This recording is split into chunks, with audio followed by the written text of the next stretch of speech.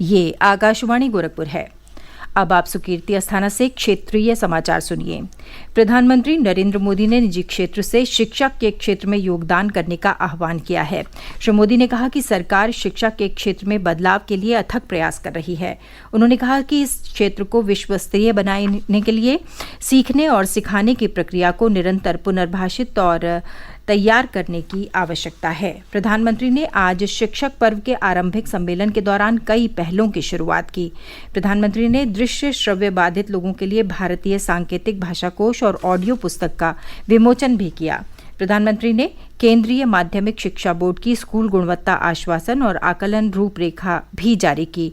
उन्होंने निपुण भारत के लिए निष्ठा शिक्षक प्रशिक्षण कार्यक्रम तथा विद्यांजलि पोर्टल भी शुरू किए। प्रधानमंत्री ने कहा कि आज शुरू की गई विभिन्न तकनीकों और पहल से शिक्षा क्षेत्र का भविष्य उन्नत होगा। राज्यपाल आनंदीबेन पटेल और मुख्यमंत्री योगी आदित्यनाथ ने आज राष्ट्रीय पोषण माह 2021 का शुभारंभ किया।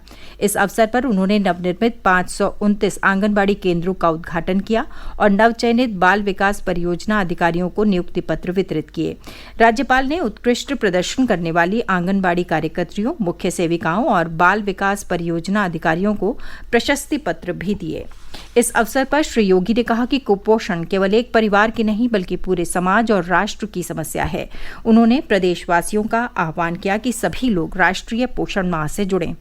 बच्चों और महिलाओं में पोषण के प्रति जागरूकता के लिए इस वर्ष सितंबर का महीना पोषण माह के रूप में मनाया जा रहा है।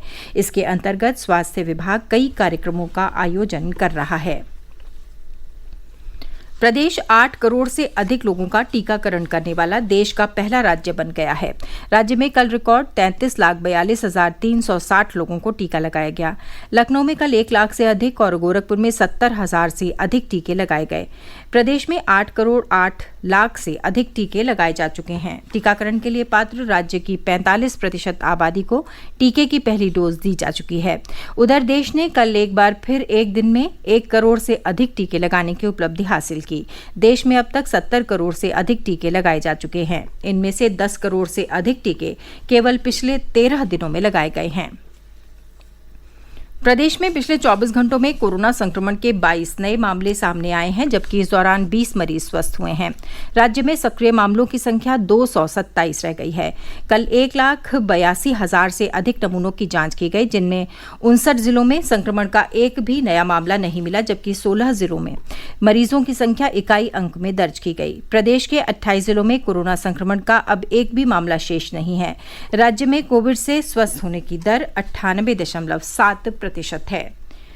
कोविड संक्रमण में कमी को देखते हुए प्रदेश सरकार ने रात्रिकालीन कर्फ्यू में और छूट देने का फैसला किया है। अब रात्रिकालीन कर्फ्यू रात 11 बजे से सुबह 6 बजे तक लागू रहेगा। प्रदेश में बाढ़ की स्थिति में सुधार हो रहा है। ज्यादातर नदियों का जलस्तर स्थिर है या घटने लगा है।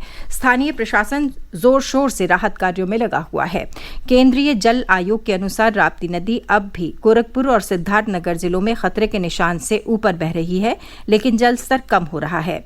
बलरामपुर में भी इस नदी का जलस्तर घटने लगा है। सरयू नदी बलिया के तुर्तीपार और अयोध्या में खतरे के निशान से ऊपर बह रही है, लेकिन जलस्तर घट रहा है। कुशीनगर में बूढ़ी गंडक नदी का जलस्तर भी घटने लगा है। गोंडा में कुआनो नदी का जलस्तर अब भी खतरे के निशान से ऊपर बना हुआ है।